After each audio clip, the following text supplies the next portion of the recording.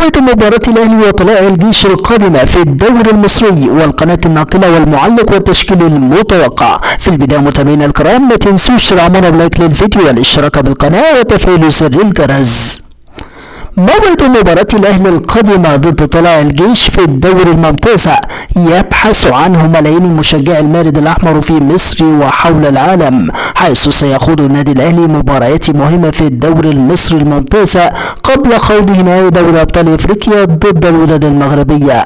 وحقق النادي الأهلي فوزا مهما على ضيف إنبي بهدفين نصيفين في المباراة الماضية، حيث استطاع المارد الأحمر الاحتفاظ بصدارة جدول ترتيب الدوري المصرية برصيد 56 نقطة وفارق 4 نقاط و6 مباريات عن الوصيف بيراميدز.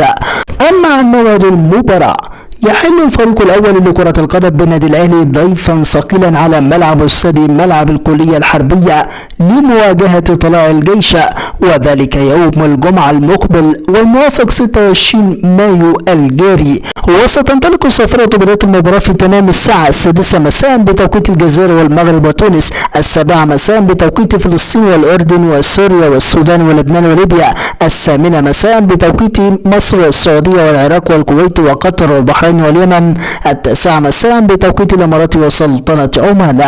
اما عن القناة الناقلة للمباراة، تذاع مباراة الاهلي وطلائع الجيش على مجموعة قنوات اون تايم سبورتس المصرية، وستذاع المباراة بالتحديد على قناة اون تايم سبورت 1. أما عن معلق المباراة، سيتولى مهمة التعليق على أحداث المباراة المعلق المصري الكبير أيمن الكاشف. أما عن تشكيل الأهلي المتوقع أمام طلائع الجيش، في حراسة المرمى علي لطفي، في خط الدفاع محمد هاني، محمود متولي، ياسر إبراهيم، علي معلول، في خط الوسط مروان عطية، اليو ديانج، حمدي فتحي، في خط الهجوم بيرسي تاو، محمد شريف، أحمد عبد القادر. متابعينا الكرام، نحن في انتظار نتيجة توقعاتكم عن المباراة في التعليقات، ولا تنسوا الإجابة بالفيديو والاشتراك بالقناة.